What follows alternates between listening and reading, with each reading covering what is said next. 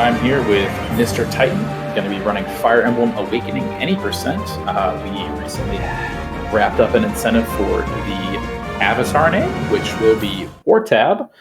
And then we also have an incentive currently ongoing for the good or bad ending. Currently with bad ending leading by about a solid $30, $56 to $25. So if you'd like to see the good ending, because we're good people here, let's go ahead and go through that. But MrTyton, feel free to take it away, and thanks for running. Thanks for having me. Yeah, so this is Fire Emblem Awakening. Any percent. There's a slight difference in what I'm going to be doing compared to a normal any percent route, where I'm not going to be disabling all the combat animations, so we're going to see all the movements for everyone, because otherwise half this run would be black screens. It was War Tab, that one, right? Yep. The incentives? Yeah, it's all lowercase, but if you want to add some flair to it, have fun. There we go. So there aren't many restrictions on what you actually need for the Robin of this run. The only restrictions are that it must be female with a magic benefit and a defense flaw. So as soon as I select the save file, we can start. So I'll just count down from 5. Sound good? Sounds great. Cool. So 5, 4, 3, 2, 1, go. So Fire Emblem Awakening is a tactical RPG. We're going to have a lot of units on the map, and it's a two-dimensional grid.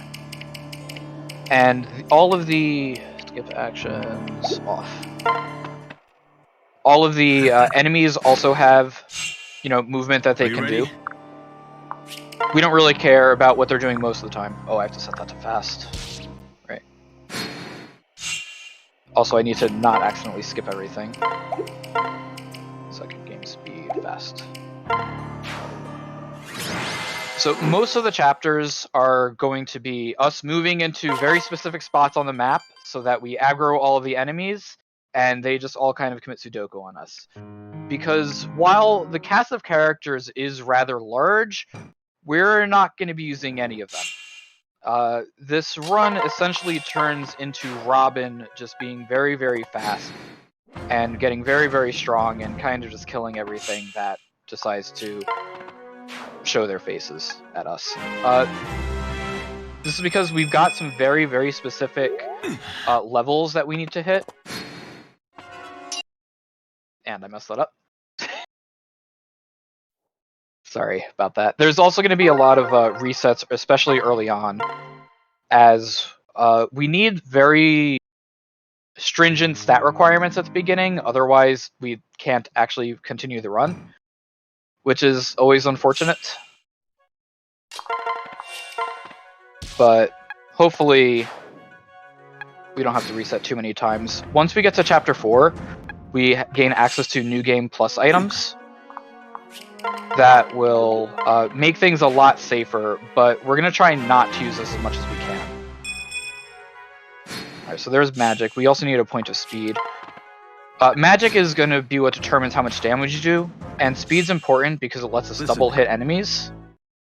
If you have more than 5 speed over the opponents, then you get to hit them twice, and it effectively doubles your damage output. And we didn't get speed, so I have to restart that. If we don't get at least 1 point of speed before the next chapter, then you kind of just die. So this is starting off very, very well. But the estimate takes this into account, so hope it all goes good. I guess because I'm restarting all of this, there's a few other mechanics that we make heavy use of during this run. The first is pair-ups. We're going to be pairing Robin to somebody to Robin essentially every single chapter. This is good because the pair-ups give Robin additional stats, or I guess War Tab gives War Tab additional stats, and these include things like magic, strength, defense, but most importantly, a lot of times it gives us move speed. And since we want to be getting into as many enemy aggros as possible, as things happen, just being able to fly across the map makes things a lot faster. The other thing that we make heavy use of a lot is through auto battle.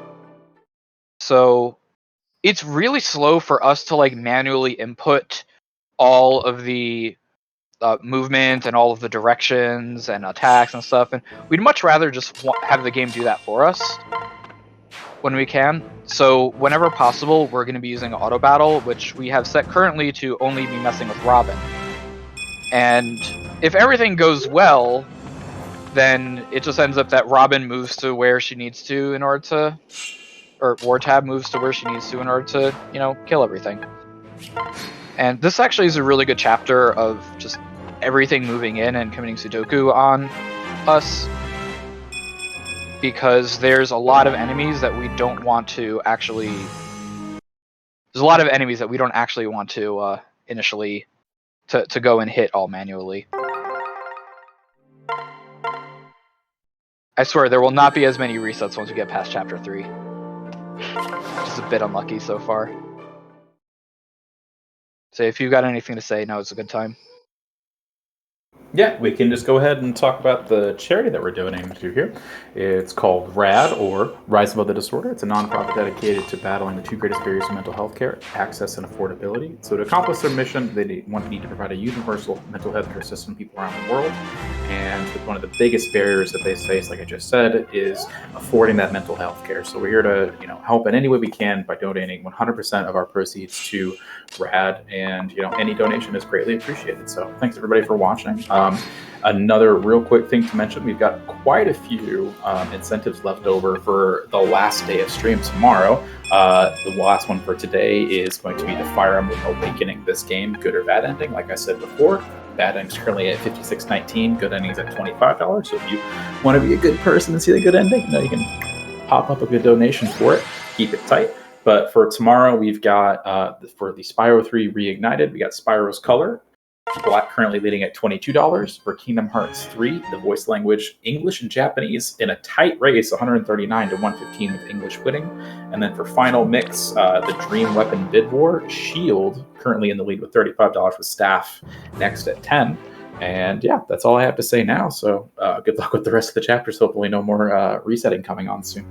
Hopefully not. If there's going to be many resets, this chapter is the one that it's most likely to all occur in. This chapter is really scary. There's a lot of enemies, and it's kind of the first one where we send Robin all the way off on her, or Wartab all the way off on her own. There's a few stats that we're really looking to get, especially this early on. Primarily, by chapter 4, we want to get 15 magic and 11 speed. Doing so will let us actually kill a boss when it's most optimal for us to do so. There's a lot of really small time saves that happen, a lot of moving into position and letting the turn end instead of fighting the boss in order to dodge dialogue. Or, for instance, here I moved up 4 instead of 3 because if that soldier didn't die, then it would be in the fort, which just wasted animation. So, unluckily, Chrom actually got a level up there, which doesn't usually happen. And I'm actually full on that, so that's going to make the next menu a bit odd. I need to stop accidentally. So, it is a very, very common habit to keep on mashing start, because that's how you skip everything normally. But I need to not do that here. So now that we've hit level 10, we have gained access to Solidarity, or to a skill that's going to increase the experience that we get. And the EXP route in this run is super tight. We need to hit level 20 by the end of chapter 6, level 10 by the end of chapter 8, and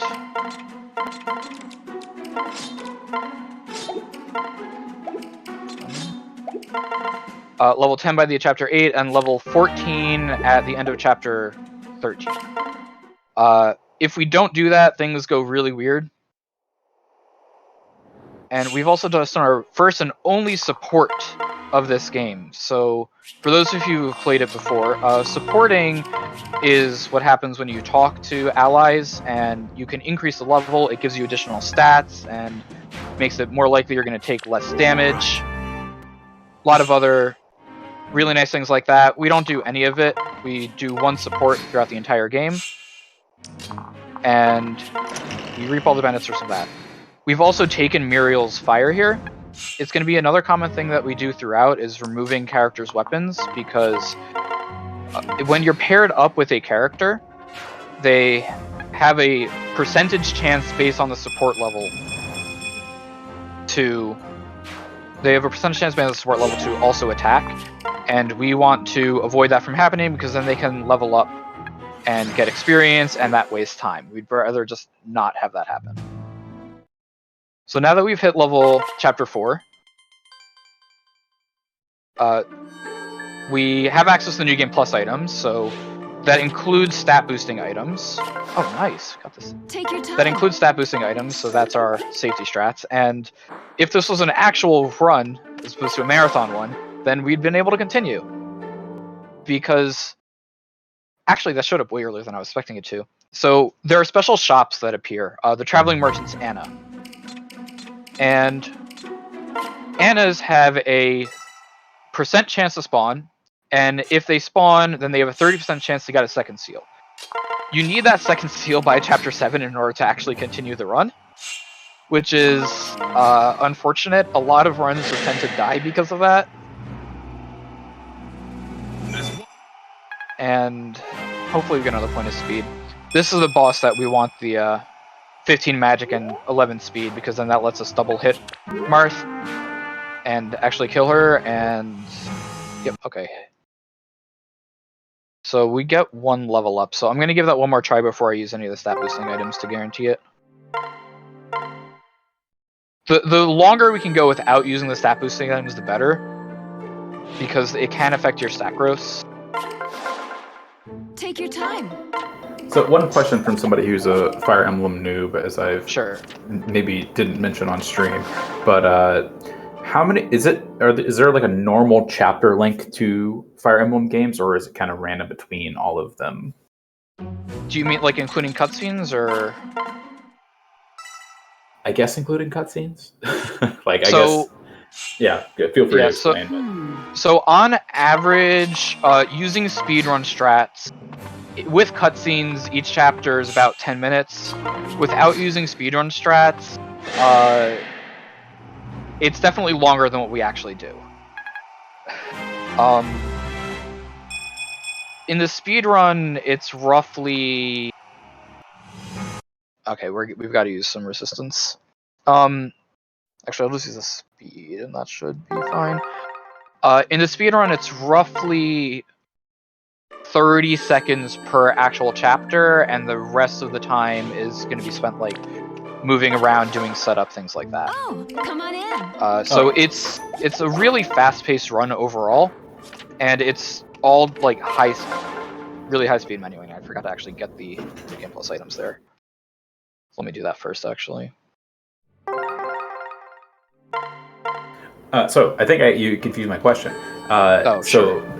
Sorry, that's my fault. So the length of speedruns, speedruns of the chapters, but how many chapters are there overall in each game? So in this game, there's 27 chapters total.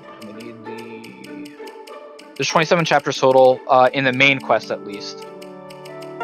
There's more because there's in the optional chapters. Take your time. So this game has a lot of bonus content to it that we don't do. Primarily because one of the major selling points for this game is the child making, essentially. You can, this is like waifu simulator, basically. You get to pair everybody to each other, and sorry, there we go. You get to pair everybody to each other, and then you get to unlock them through time traveling paradoxes and have them join your crew. The children usually have much better stats than the adults do, and they can gain skills, which is going to be very relevant later. Because it's part of the reason why we specifically need to be level 14 at the end of chapter 13. Otherwise, things get really weird. So yeah.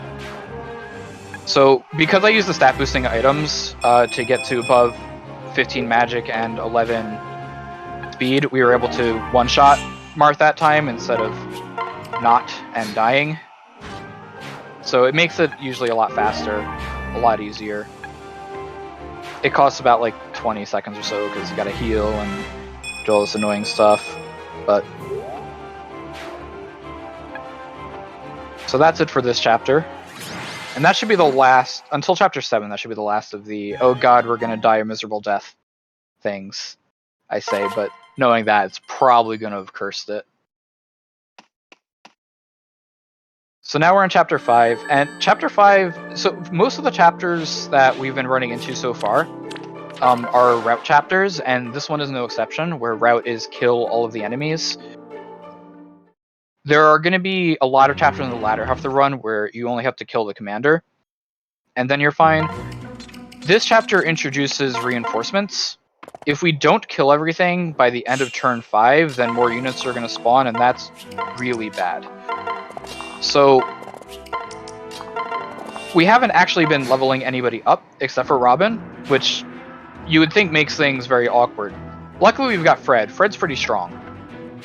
And we leave Rickon and Maribel up the top over there because it just lures the enemies over. And we got to draw them all in to Fred and defeat them all so that we manage to kill everything right before all the reinforcements would spawn. It's really bad if the reinforcements would spawn because they're really far away from us. One other thing that I'm doing a lot is there's several different types of cursor movement that you can do in this game. The one that I'm doing is a D-pad with Y because it lets us move the cursor extremely quickly. It also makes it very inaccurate and kind of hard to control. So, I'm gonna safety heal here.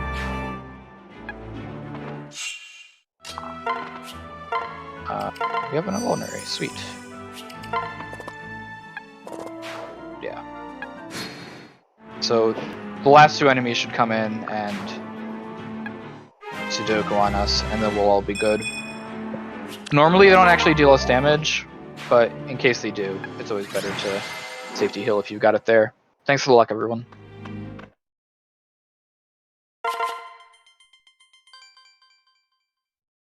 So now we're going to be in Chapter 6.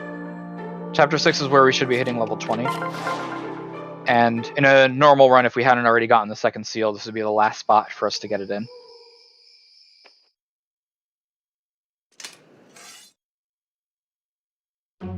It's also going to be the first time that we are recruiting a character, or I guess not actually the first time that we're recruiting a character, but it's the first time one's going to be appearing for us to join. And there is a recruitable character in here, the thief Gaius. We just kill him. If you're a fan of any of the optional recruit characters, I'm sorry, this is not the run for you. Because if they don't by default get added to our party, then they just get defeated. Because it's faster to do so.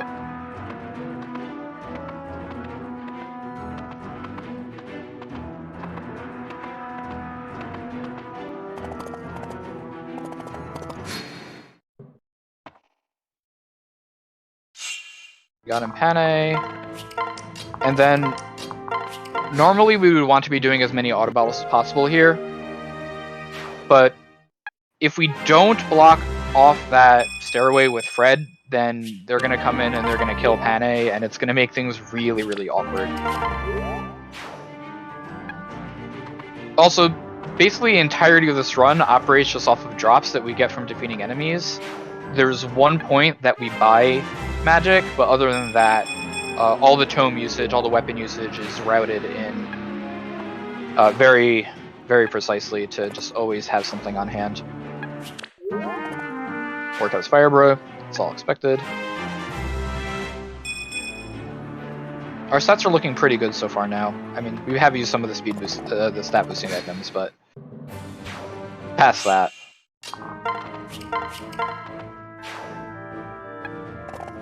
Marth actually can die in this chapter, which is a time loss, but it doesn't actually affect anything because Marth has plot armor, as opposed to any other character who definitely does not have plot armor. But if everything goes well, no one on our team is actually going to be dying. There are no sacrifice strats, nothing like that.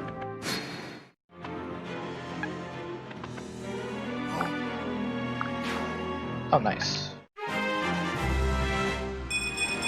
So usually that takes an extra turn to kill, but I guess since Panay didn't actually kill that one, we have to waste that extra turn anyways.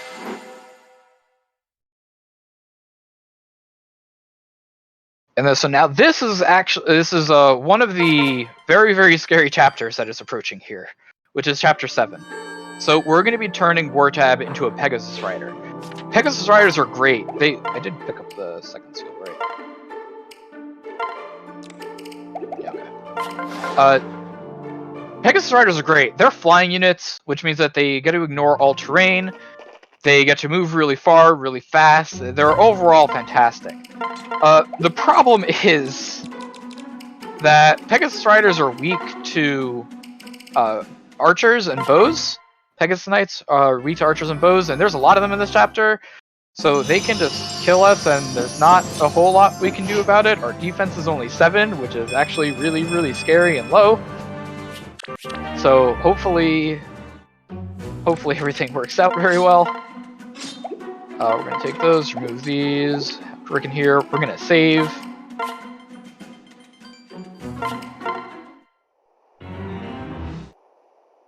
And hope that everything goes well here. There are several safety strats that I can use, assuming that we survive long enough to use them.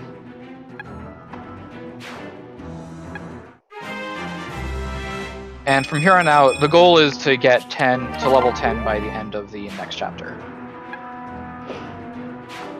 Alright, this is very low.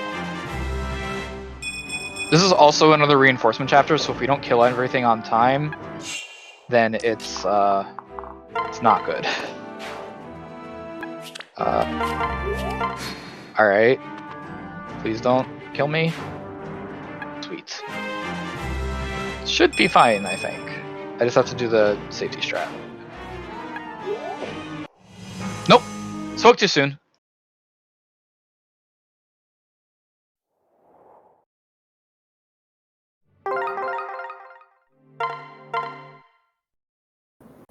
And while we wait for the reset, thank you, MrTyton, for the big 15 raid. Really appreciate it. Welcome, everyone. Doing a Fire Emblem Awakening 90% run here.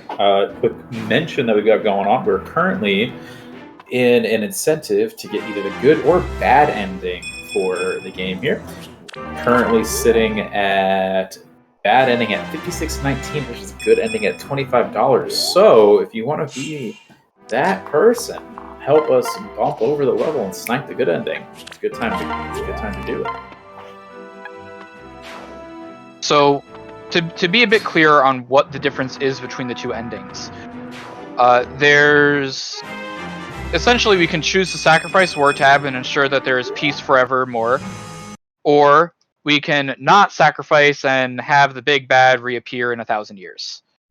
So it's a sort of a bittersweet thing, no matter which ending you do. But the good ending is definitely the self-sacrifice, because there's a post-credit scene that says we kind of just reincarnate with amnesia. I'm really just, yeah, at this point I don't actually have a defense boosting item here, so I'm just kind of hoping for better damage rolls, which should be happening soon. And we actually still haven't getting any defense, which is not making it any better.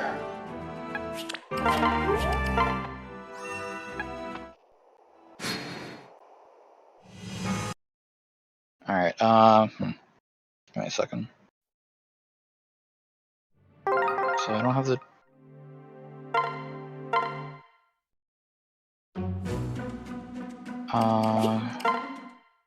Let's see.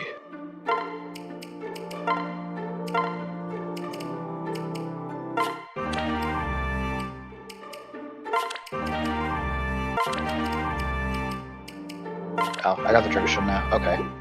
So we're just gonna slam everything on Robin, on War Tab at this point. Because, kind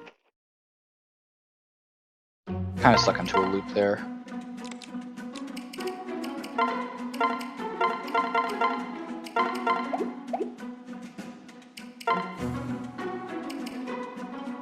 And I have to rearrange these now.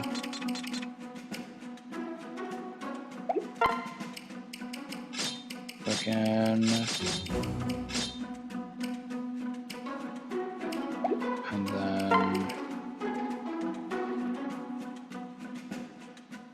things are in a different order than what they should be. Give me a second.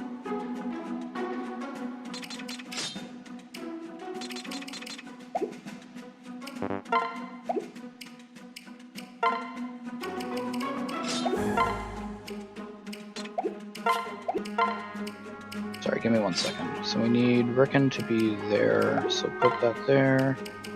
And then...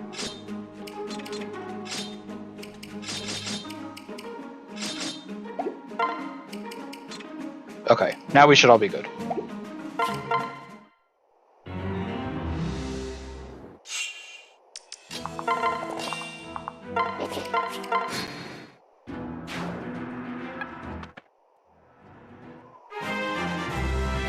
Okay, everything looks proper now.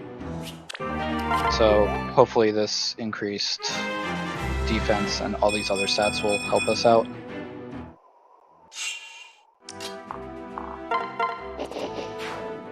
This is like kind of what I was worried about happening, but I've been doing a lot of practices and it doesn't actually happen very often. I guess. Oh man.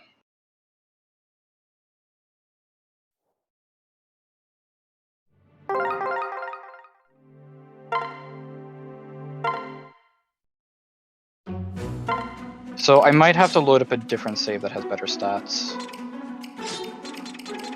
Which we would lose the naming incentive, but...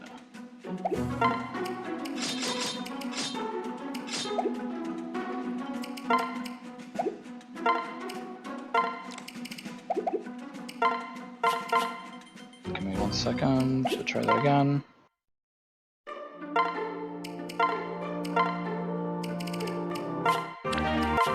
So I guess as a point of interest, how common is it to reset chapters in a Fire Emblem run? So normally it's just a reset, like straight up. You just kill the run. I've been doing a lot of marathon style runs for this, and I've never actually had it happen like this before. So this is a lot worse than what usually happens. Said here, yeah, I was wondering how, I guess, common it was, or if, you know, like world record pace runs would just immediately reset every time. Which oh yeah, no, it's immediate resets. So for some context, world record right now is a 32. My PB is a 38. It should be lower, but I got crit and died in a much later chapter. The estimate for this was 50 because that's usually the most amount that you can lose is somewhere along those like 12 minutes with all the marathon safety stuff. But this is a lot worse than what usually happens. Ah, we lived so far. Okay.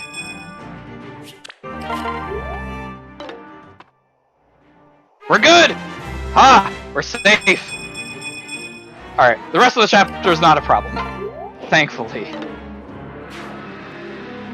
So, because we're killing the last of the bow, the archers, so we should be good, unless we get crit and die, which hopefully does not happen.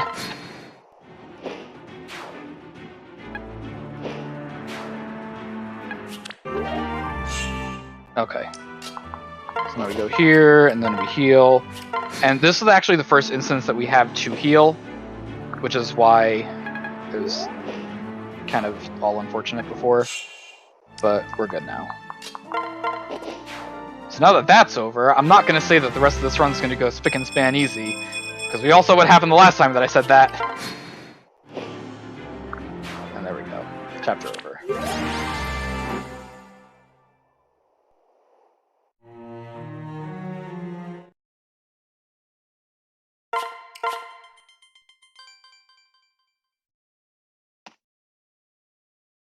Slight Panic is now done with. So we're in Chapter 8 now. We gained access to another unit there by the name of Cordelia. She's another Pegasus rider. Pegasus Knight. We're kind of very specifically using her just because she's a flyer, and flyers are great. We have an unfortunate restriction in that Crom has to be here on every single chapter, and we don't like Crom very much because he is level 2. He's very weak, and if he dies, it's an immediate game over. So we don't want that to happen. So a lot of times we're going to be shifting Crom onto somebody. It will be War Tab later on, but for now we're just shifting him onto a character that's much, much stronger, so that he just stays out of the way. And we don't have to worry about him dying and mess everything up. Name of the game is just get War Tab as strong as possible. As fast as possible. And then she's gonna demolish absolutely everybody.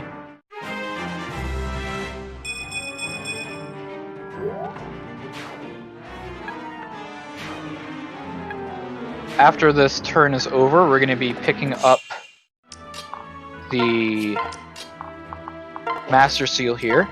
And Master Seals let us upgrade our base class, of which we're a Pegasus Knight, into a Master class, which is going to be a Dark Flyer.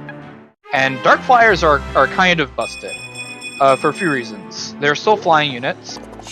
They gain access to tomes again, which are great, because right now we're pretty much just using melee weapons.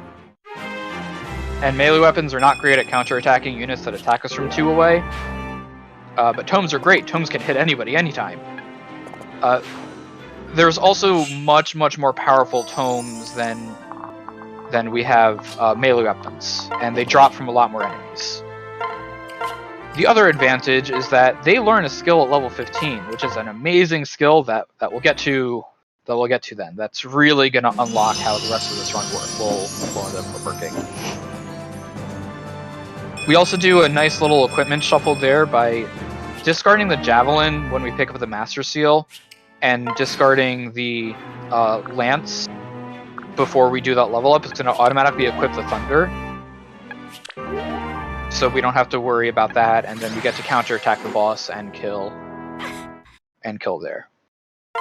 So that's what a lot of the run ends up being, is positioning so that they just run into you. And there's some really funny instances of that happening later, actually. It's chapter 9. We're trying to save our soon-to-be dearly departed sister.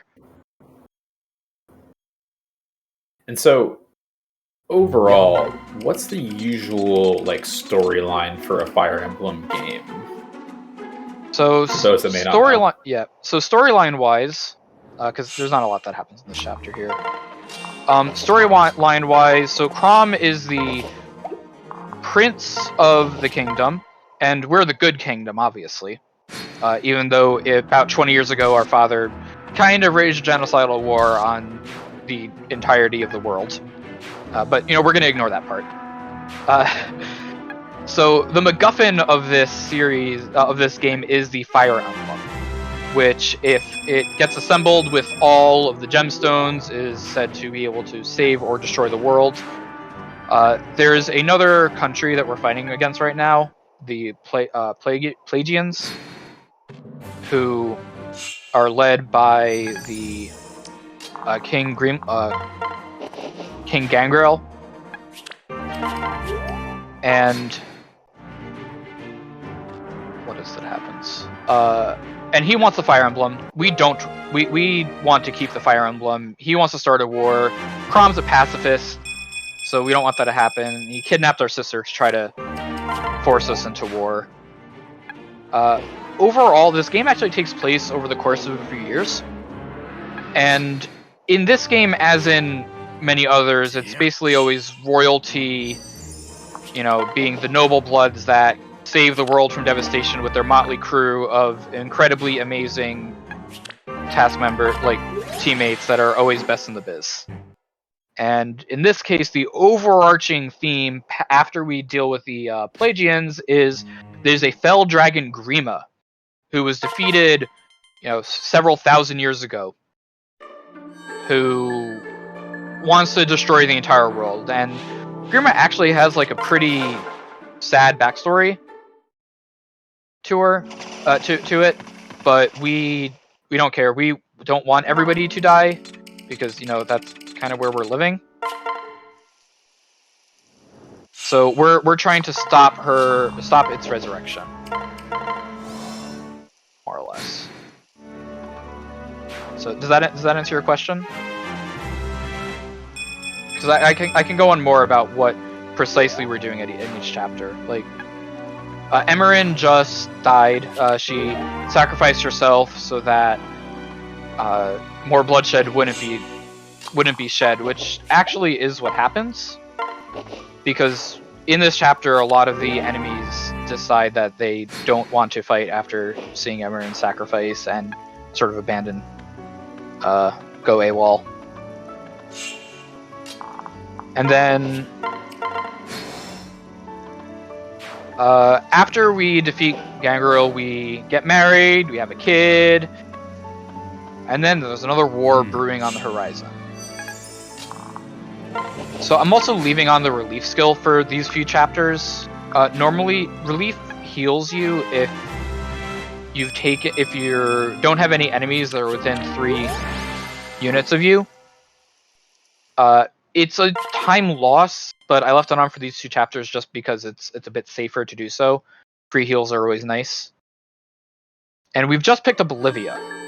And Olivia is one of the most important characters for this run. Because Olivia is a dancer. And this is about to be the end of Act 1. Where you fight and kill Gangrel. So Olivia is a dancer, and dancers... Not what I meant to do. Remove, and the rest of this are fine. Dancers give us additional movement. They let us... When a dancer dances, which we're going to see right here, we've already moved once, but now we get to move again. Which lets us cover a lot more ground, and it lets us kill a lot more things that we wouldn't normally be able to do otherwise.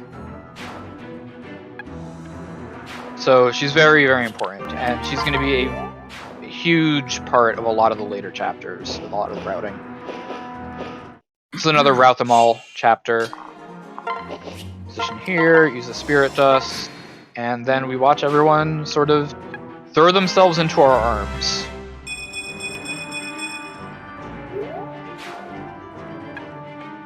I'm also taking careful note of exactly when I level up to make sure that I haven't been getting too much experience. So if we level up after fighting Gangrel, then we're on a very good spot. We didn't kill him. That I've not seen before.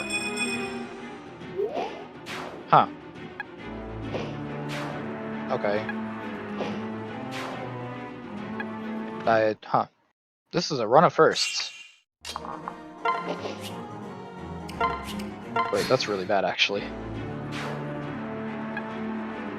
I might have to redo this chapter because this reinforcement spawned on the side. Yeah, I actually have to redo this one. Those reinforcements aren't supposed to spawn because Gangrel's supposed to be dead. I guess I missed.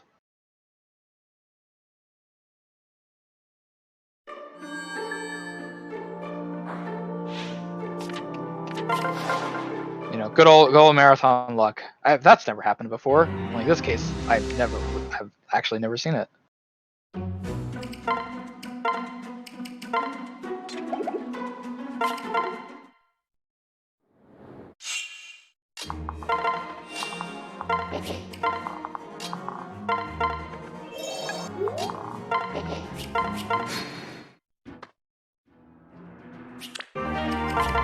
Spirit Dust.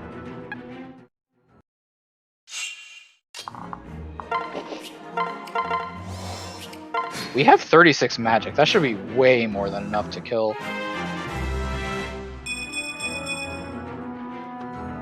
Because 36 magic is close to our endgame stats. So let's see how this goes this time. I'm gonna skip until we get to Gengro.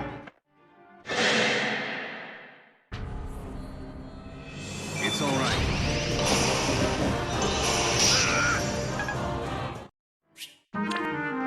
I don't have the speed to double hit. Oh, okay, I see. Alright, so guess we get a speed tonic. Backup strats!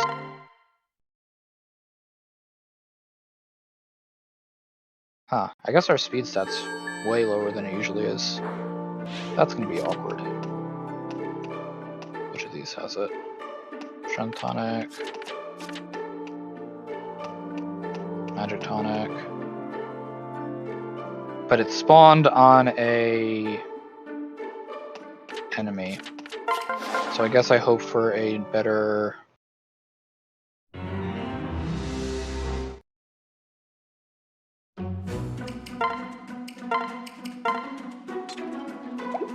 We have 32 speed. I wonder if I can do that. We're doing some live routing here.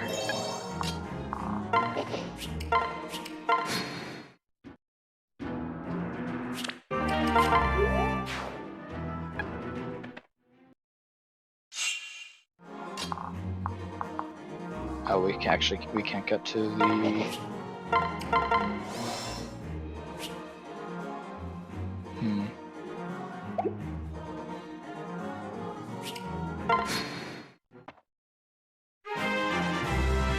Speed? Okay, there's speed. So now we should 100% kill. Yep, there we go. Wait, what the hell's going on? Oh, the thunder's breaking! Alright, fine.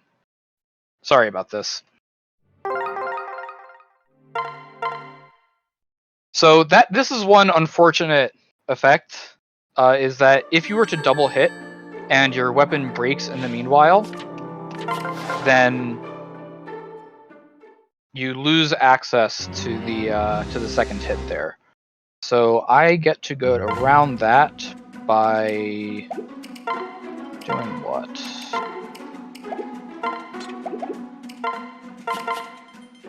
I get around it by switching that there and hoping that I still have enough, I guess. No, I'm just not going to use the Spirit Dust. And I'll equip the Thunder. The L Thunder for that.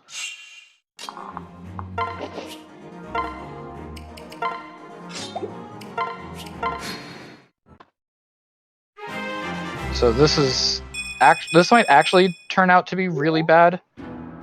We'll see. Because I'm using a lot more charges than I would normally. Hopefully it all works out.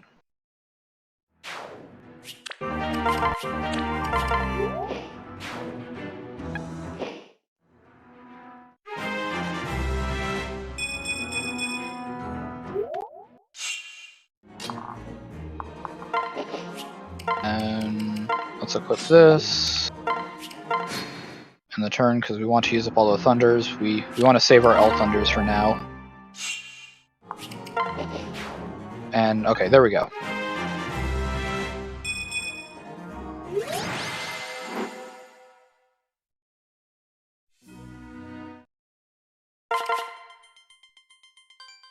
Thunder breaking there is so awkward. Alright, so now we've actually gone and we've married Crom. And then 2 years have passed. We've got a lovely baby girl, goes by Lucina. She's a very nice baby. We fall in love, and that's the reason that we. Finish this. That's the reason that we did that one support. Crom has to marry somebody because of timeline reasons, and so I'm gonna ditch this now so that weird things don't happen. What's this? Crom has to marry somebody because of timeline reasons, and if we don't, he will always go with the person that has the highest support rank. So just by doing the one there, oh, I didn't equip the. No wonder. And by doing that one support all the way back in chapter 3, it gives us the. It gives us just the slight threshold above, and that's the other reason why Robin has to be a girl, so that. That's the reason Robin has to be a girl, so that we marry Crom, because it's going to give Lucina a very, very important ability. We're just going to do that again and remember to actually equip the thing. We're just going to touch it now. Or equip.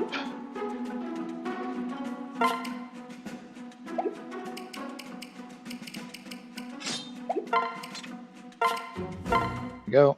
Okay.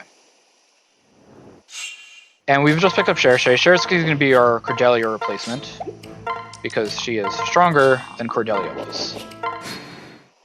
And we don't actually make much use of her other than, like, here, have a Crom. Protect him.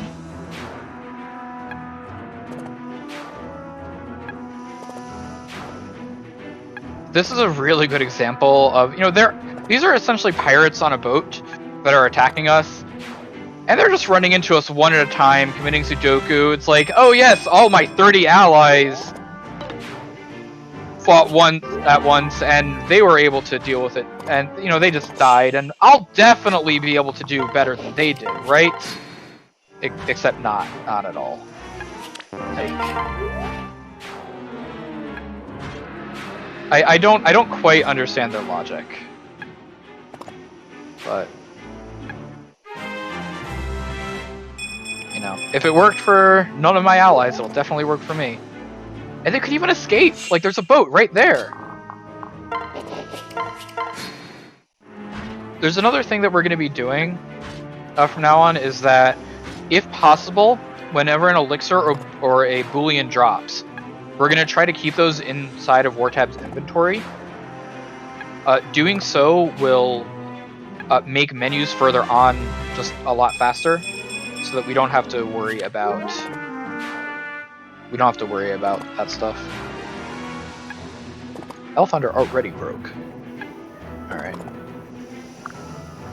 So for incentive purposes for the good versus bad ending, how much more time do we have before we close that out? So it'll be...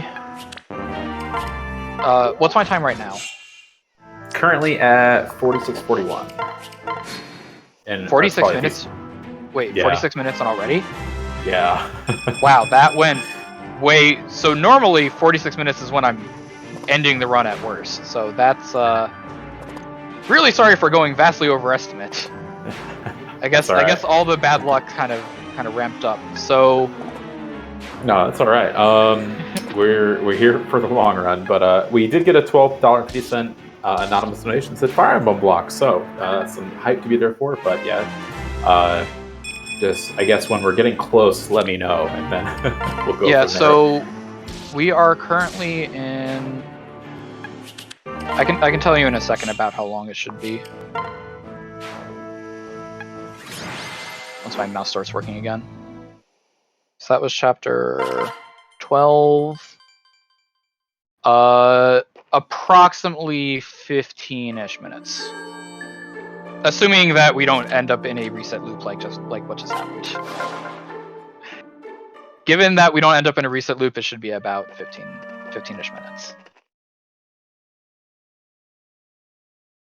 Alright, so this is the chapter where all the experience routing comes to head.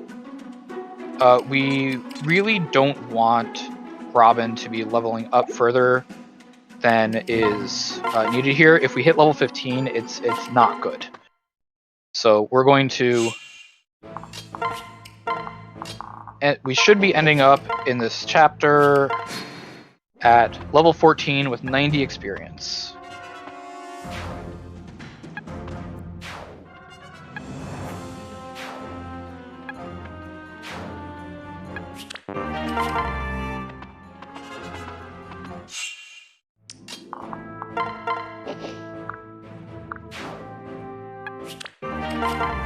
Alright, there we go, perfect. So, the reason that happens, this is where we find out that this is essentially a time travel story, and Lucina, who's been Marth in the previous chapters, is actually our Lucina that is currently a 2-year-old child.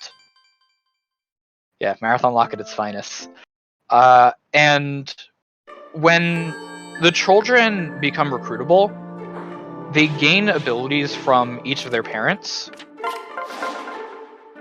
And we want Lucina to get Rally Movement from Robin. And Rally Movement is currently the last ability there.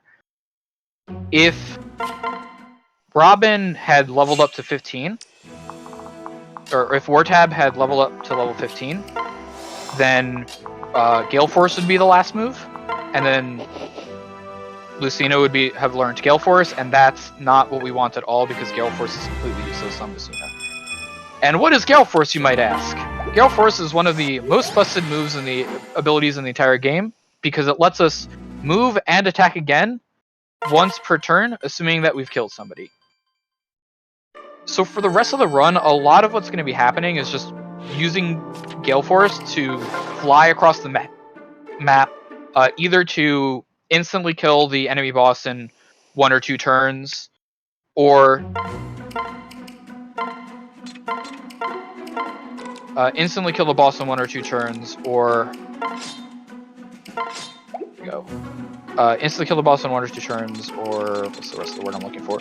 Or just like killing as much as we can every single time that something happens. So we're going to be seeing that to great effect here, because we go up there, kill that person, position ourselves right here so that everybody gets to run themselves into us.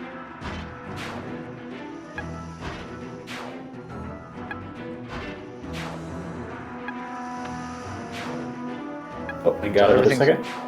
Go for it. Yeah, thanks Corvume for the 18-person raid. Thanks so much. Currently doing Fire Emblem Awakening any percent. We actually have an incentive going on right now for the good or the bad ending. Currently, bad ending's winning with about a... Oh, somebody... Their $12 went towards that. So, hey, look at that. We got about a $20 difference between the good and the bad ending. So, if you want the bad ending currently in the lead at $56 and good ending trailing just a little behind at $35. So, if you want to tip the scales, nice little 20 could, do it for us. So, yeah. Thanks for that. Tyton, take it away. Yep. Yeah, so what we did there is we made the first use of the Gale Force ability by essentially going off killing a straggler and then positioning in such a way that everything else gets to run into us. All the enemies have different aggro zones, and they don't all line up perfectly. So the more that we can do to get into as many aggro zones as possible, the better. We've also now been we put Fred onto Cherche simply because we need to protect Sairi. Sairi's one of the main plot drivers for the second half of the game. She is one of the crown princesses of another country, and she's currently trying to essentially be the resistance against her brother, who's allied with our enemy, Walhart.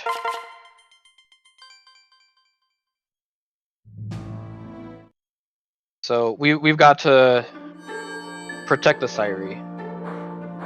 And there's just a lot more plot exposition of, Crom has the special blood that can activate the Fire Emblem to save the world, and blah blah blah blah, chosen one stuff. This chapter is sort of the first of the kill the enemy chapters. Sorry, not kill the enemy. Kill the commander chapters, which are a lot faster, and you get to see precisely, like, we moved up a bit. Olivia danced for Robin, for Wartab. Wartab went up, killed one poor soul who just happened to be in our way, and we get all the way to the boss, and that's the whole chapter. So it's a lot faster than trying to actually kill everything else that's there. And if you remember, I said there are 3 chapters that are super scary and are likely to cause issues. So one of those was chapter 7, which we had issues in. One of them, well, one was not supposed to be chapter 11, but it ended up being. This chapter 17 is the next of the very, very scary ones, because it's another kill the enemy, kill the commander chapter, defeat the commander. But if we don't actually kill the commander in time, then Frederick dies, and we need Frederick. So it's really, really bad. Thankfully, if that does happen, it is a consistent thing, and there's a very, very fast backup that I can do that shouldn't cause this to happen in a loop. But the notes for this game actually just say, like, safety save here, because Frederick can die. So, wow, we're actually really high on EXP. Ooh, 45 magic, that's really good. So, the other very, very awkward thing about this run, aside from all of the RNG that we've encountered already,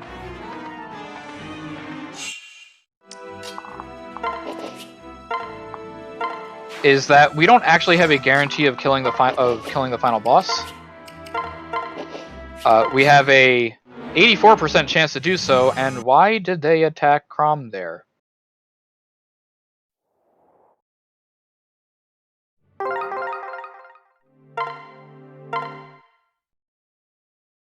That's a thing I've never seen happen before. What is going on in this run?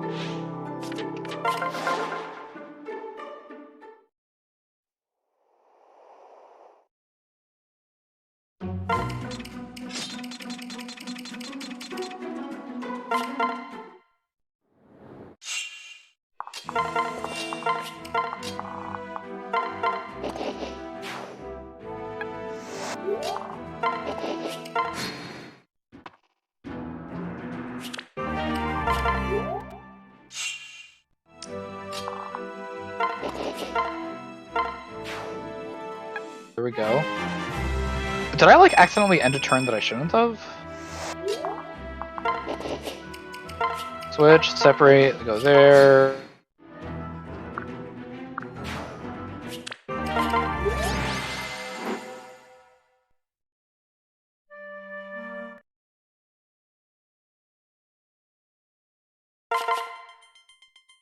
Which also explains why I leveled up earlier than I should have.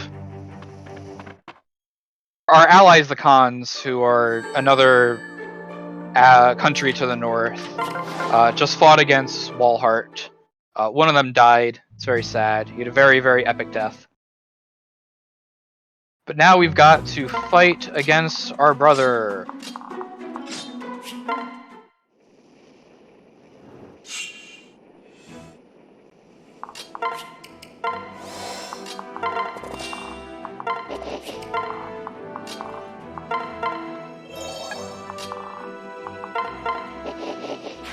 And what it does is it gives us additional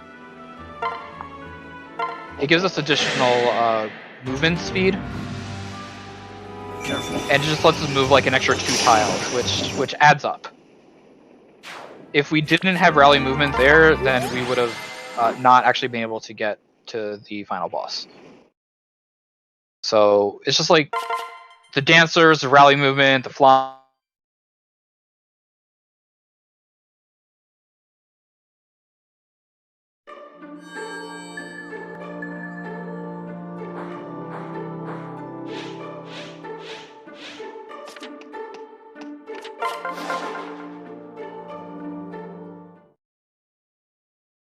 there, but the characters are fantastic, and it's a very good strategy game. It's a lot of fun to do, a lot of fun to play. I can't necessarily recommend speedrunning it. I do have a set of notes for this game, but I have in PB attempts, like not marathon safety strats, I have 7 completed runs out of almost 700 attempts. So if you really like a lot of RNG, go for it. But otherwise, there's probably other Fire Emblem games that...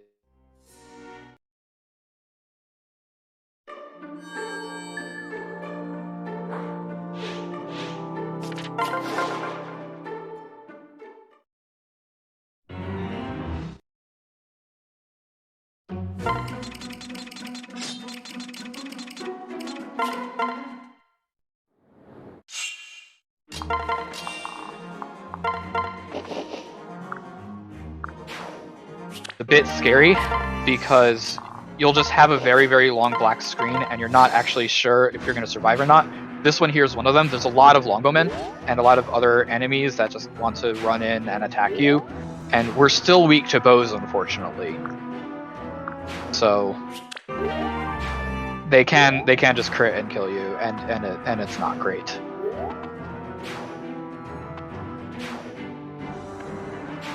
But none of them are even hitting us, so...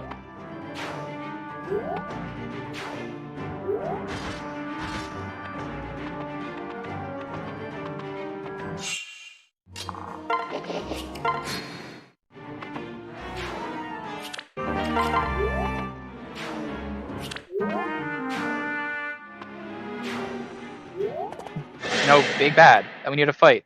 The creepy guy who was in chapter 6, goes by the name of Valadar, is actually the head of a Grima death cult. Grima being the giant dragon that we don't want to be resurrected. And he's also our father.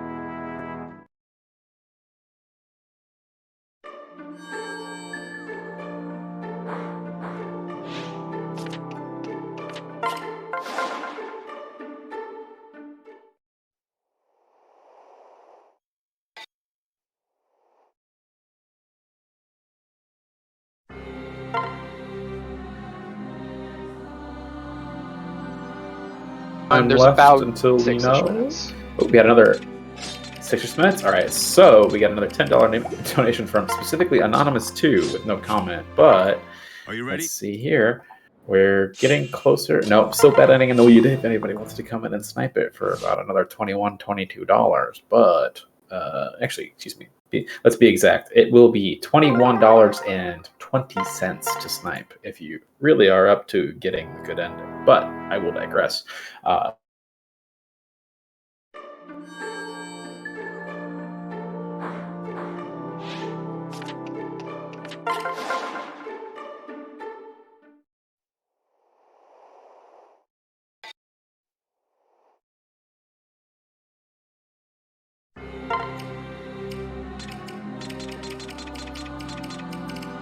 Can't handle himself. And there's a lot of enemies that would like to do nothing more than to kill Crom. So we just tack him onto Sayri, stick him into the corner, and hopefully they'll be fine over there. We have to kill these assassins because otherwise they can crit us and then we die. I lost a PB her actually a few weeks ago because that exactly happened. Like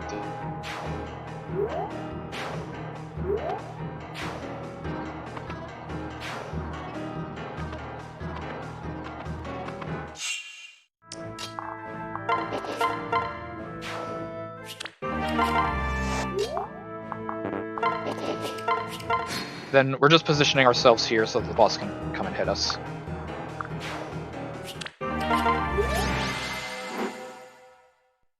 Yeah, there actually is an I am your father moment that happened. I want to say it's actually like 5 chapters ago from here. It's before we kill Walhart, and we also have a twin. The twin actually ends up being a parallel version of ourselves from an alternate timeline, the same one that Lucina and all the other children are from. What can I fix? And we're doing another shop here.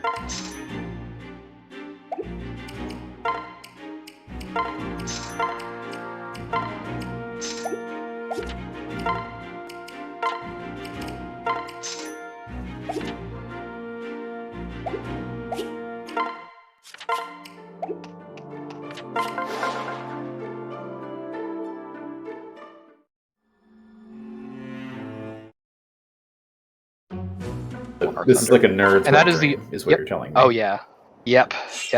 It's got it all. I Am Your Father, parallel timelines, infinite waifus. It's got everything you could ever want. And so here is, in normal any percent, we end the turn there because then we get to dodge all of this dialogue. But I mean, since we're showing the enemy battles, it doesn't really make too much of a difference there. And so this is the last of the pre-final boss. Oh god, everything's gonna go horribly chapter. Because there's a lot of enemies and there's only one of us. And it's, if we don't kill everything on the correct turn, there will be reinforcements that spawn, but it doesn't actually matter too much about that because it's rather easy to defeat them all. And also, if you think this looks familiar, then yes, it is very familiar. This is the very first chapter all over again. Just with slightly different, with more things that actually happen in it. The first chapter was supposed to be like a bad dream premonition.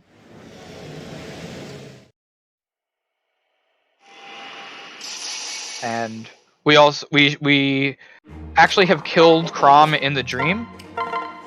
And we do the same here, but it actually was been a fake out the whole time. Also, Basilio isn't dead, even though we thought that he died an epic death. He's actually all fine.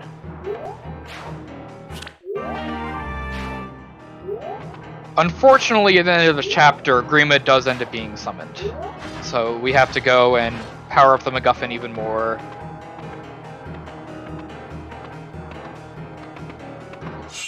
And so we move here, break the Elwind, position here, and then this should mean that everything that's on the left side of our screen ends up dying. If it doesn't, then we're going to have an extra turn because more reinforcements are going to spawn.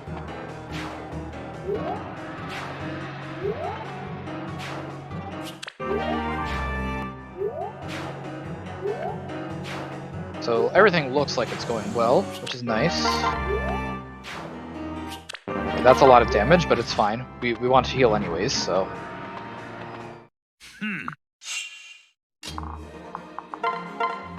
We kill that. And then we're positioning to here, but we're not going to kill our poor dad just yet. We're going to let him run into us instead. And voila, we've now committed fratricide. There's a lot of family killing in this game, honestly. Mostly because it's sort of a traditional, like, nobles have the power and all that matters are what royalty's doing. They're the ones that shape the world sort of plotline. It's, you know, fantasy. Like, even ourselves, so, you know, we woke up in the field with amnesia, going just for our skills. We are the child of the, you know, big bad and also are sort of their reincarnation. So this is the, this is a weird chapter, honestly. You need everybody except for, you don't need anybody except for those. View map here, flop there, and we're going to actually give Flavia a bit of safety. There. Alright. So that should make it more consistent. Hopefully.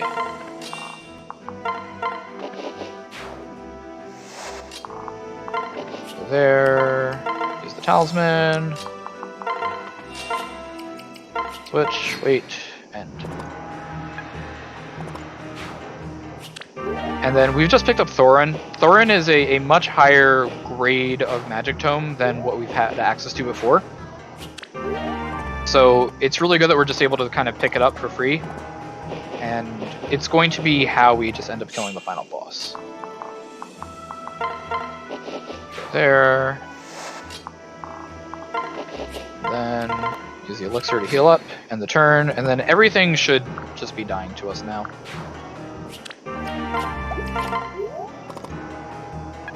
Hopefully. Things aren't looking so great on Flavia's end. So this is probably going to cost like 40-ish seconds. If things don't die the way we want them to.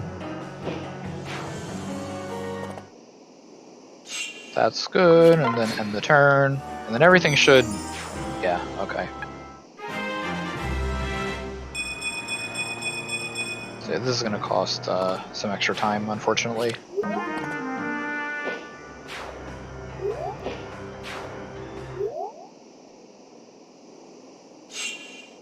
But we get to just auto-battle our way throughout the rest of this, and it should all work out.